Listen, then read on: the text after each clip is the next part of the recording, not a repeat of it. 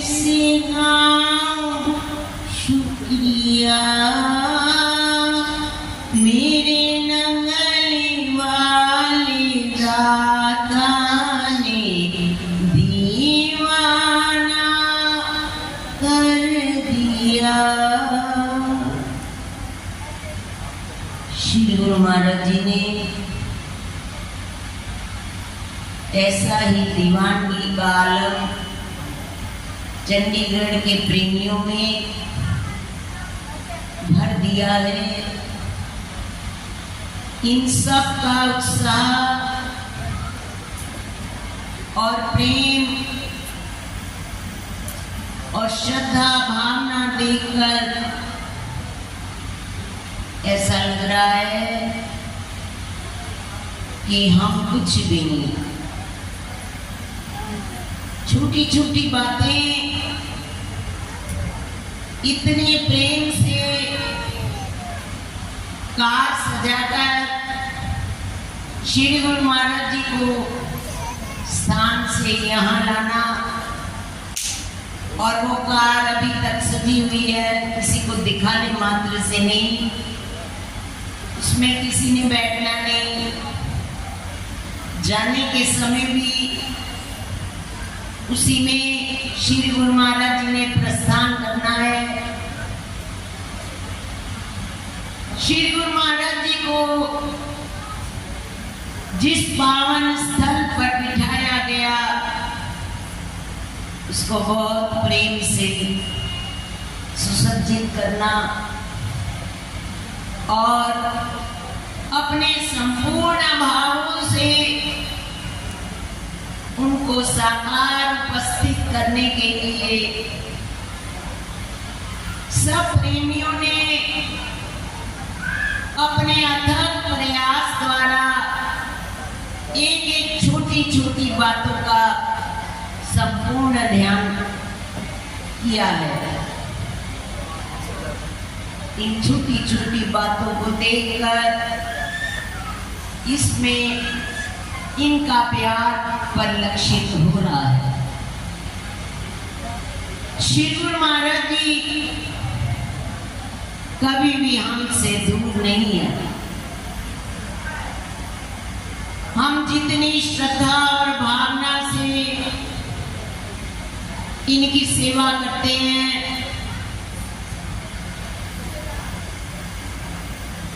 एक महीना हम चोला ही नहीं घर में बदलते, तो गुरु महाराज जी तो कुछ नहीं कहेंगे, परंतु ऐसे ऐसे घर हैं जहाँ प्रति सप्ताह गुरु महाराज जी यही तो देखते हैं, हमारा प्यार पढ़ते हैं। आज हम सबका प्यार पढ़ रहे हैं। हम कितने इनके प्यार में भरपूर हो रहे हैं। एक बार चोला बदलते हैं, नया बनाते हैं, मुड़ मुड़ कर गुरु महाराज जी को देखते हैं। यही तो गुरु महाराज जी चाहते हैं। जिसको नहीं देखना उसको देखने के लिए आंखें तरसती रहती हैं, और जिसको देखना है उसके लिए हमें अवकाश ही नहीं है। छोटे छोटे भाव गुरु महाराज जी का भोग लगाना और उनके बर्तन अलग पहुंच कर रखने, जैसे श्री गुरु महाराज जी अपने समय में थे, उनके सोने के बर्तन अलग रखे जाते थे। उनकी सेवा पूर्ण रूप से एक राधे की भांति होती थी। इसी भांति जहां भी श्वास श्वास नंगली वाले के नाम पर ये महफिलें, ये श्री गुरु महाराज जी की स्वागत के लिए सब संगत अपने हृदय तल से प्रस्तुत हो जाती है, तो श्री गुरु महाराज जी हर भाव को, छोटे छोटे भाव को हमारे पढ़ लेते हैं। एक बनिया था, उसको कहा गया तो पूजा कर, कहने लगा मेरे से धूप सामग्री कुछ भी नहीं मेरे से काम होता, मैं पैसे नहीं कर सकता। उन्होंने कहा बहुत ही सरल है, तू प्रतिदिन रात्रि को केवल भगवान को मानसिक रूप से दूध पिलाया कर। कहता है ये काम तो बहुत सरल है, जाना पैसा खर्चना पड़े ना कुछ करना पड़े और आराम से मैं दूध पिला दिया करूंगा। हर रोज उसका काम होता है रात पढ़नी, भगवान के आगे दूध गर्म करना, उसमें चीनी डालनी और भगवान के आगे प्रस्तुत कर देना। एक दिन वह चीनी मिलाने लगा, बनिया है, भाव उत्पन्न हो जाता है, भाव बनते बनते इतना पूर्ण हो जाता है कि वह भूल जाता है कि मैं भावों में भगवान को भोग लगा रहा हूं। वो सोचने लगता है कि चीनी ज्यादा डल गई, हाथ पीछे करने लगता है। भाव पूर्ण होते हैं, भगवान प्रकट होते हैं। कहते हैं अभी तो तुमने केवल यही सोचा, केवल पैसे नहीं खर्च किए और भाव में चीनी डालने को संकोच करने लगे, तो मुझे प्रकट होना पड़ा। हम भी जब ऐसे संपूर्ण भावों से उनको साकार समझकर, साकार हैं ये बोलते नहीं, देखते हैं, सब कुछ जान रहे हैं, ना जाने हमारे कितने कष्ट दूर कर देते हैं, सामने आते भी नहीं और दूर रहते भी नहीं। ये हर पल हर भक्त के साथ है, उनके लिए कोई छोटा नहीं, कोई बड़ा नहीं। जैसे श्री गुरु महाराज जी के समय में एक महिला भक्त बहुत ही गरीब थी, उसका गुजारा चलता था, दरबार के सारे बर्तन मानने, जितनी जूठन इकट्ठी होनी उसको इकट्ठा करके अपने घर में ले जाना और बच्चों को खिला देना, इसी से उसका पालन होता था। उसका पति बहुत कम आय से काम करता था, बच्चों का निर्वाह दरबार से हो रहा था। एक दिन उसके मन में भी भाव आ जाता है कि सब जगह गुरु महाराज जी जाते हैं, मेरे घर में भी आ जाए। श्री गुरु महाराज जी को 6 महीने से वे अर्ज लगाती रहती है, कभी आप हमारे घर में भी पधारो।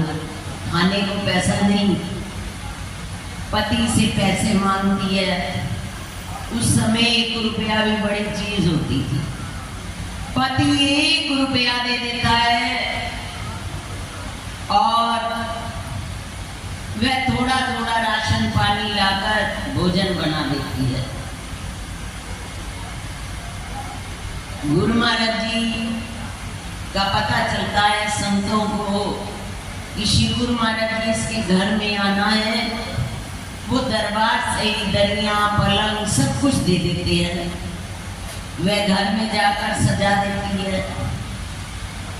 जब श्री गुरु महाराज जी उनके घर में प्रवेश करते हैं, पति इतने संतों और इतनी संगत को देखकर आश्चर्यचकित रह जाता है थोड़ा सा खाना बना हुआ, अब तो मेरी बेइज्जती होनी ही होनी है, कहाँ से इतना भोजन खिलाया जाएगा। वह पिछले दरवाजे से बाहर निकल जाता। गुरु महाराज जी अपने कंधे पर एक तौलिया डाला हुआ होता है, वो कहते हैं कि इस तौलिए से तू सारा भोजन ढक दे और इसको नंगा मत करना, और हर भोजन कड़छी निकालने के समय मन ही मन बोल मेरे श्री गुरु महाराज की जय, ऐसे जय घोष लगाकर कड़छी बीच में डालना, बिना जयकारे के कड़छी से भोजन बाहर मत निकालना। जितने संगत जितने महात्मा लोग थे सब भोजन खा गए और उतना का उतना भोजन बच गया।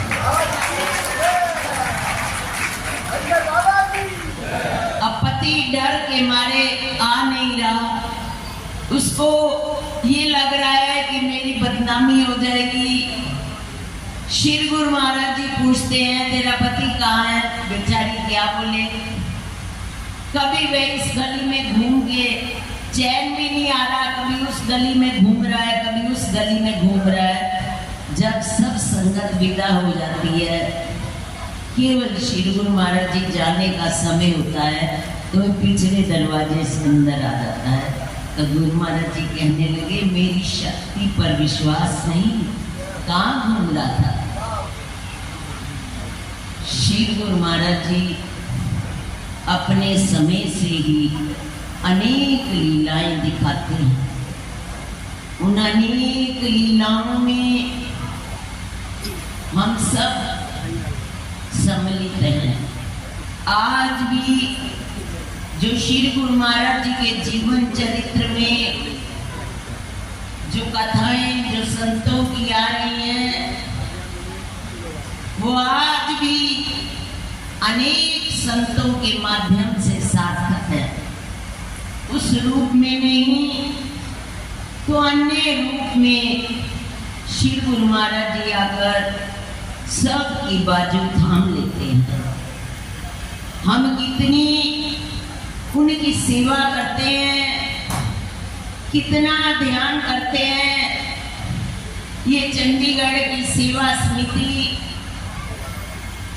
जहाँ भी जरूरत पड़ती है, चुपचाप सब तरफ से कोई दिखावा नहीं, कोई सबको दिखाने की आवश्यकता नहीं है।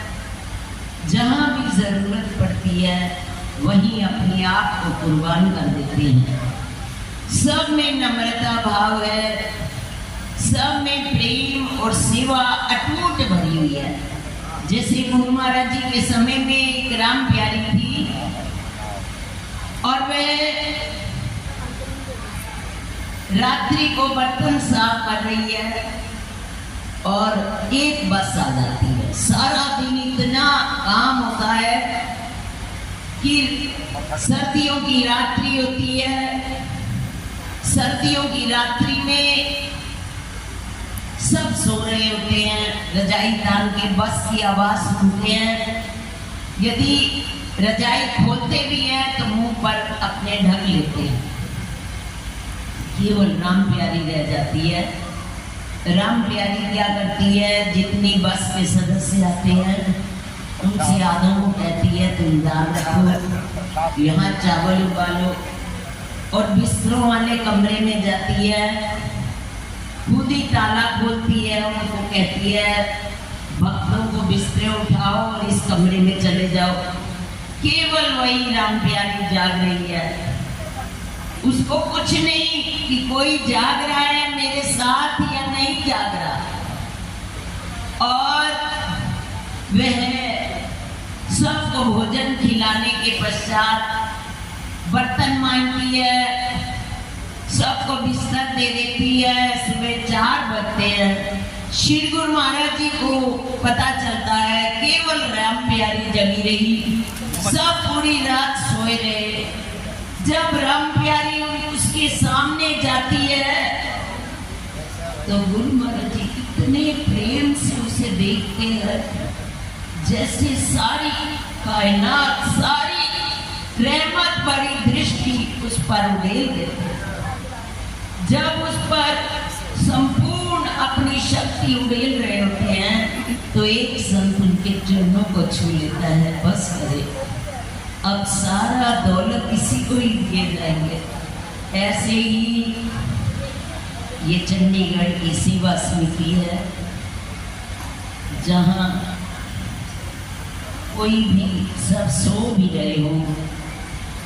पानीपत में भी ध्यान शिविर हुआ, जब संगत बहुत अधिक बढ़ गई, इन्होंने ही ऊपर से नीचे तक सारा कंट्रोल किया। और कहीं भी सेवा होती है, नंदली साहब में क्या, आगरे में क्या, तपोभूमि में क्या, हर जगह गुरु महाराज जी इनका प्यार दिन दुगना रात चौगनी बढ़ाएं।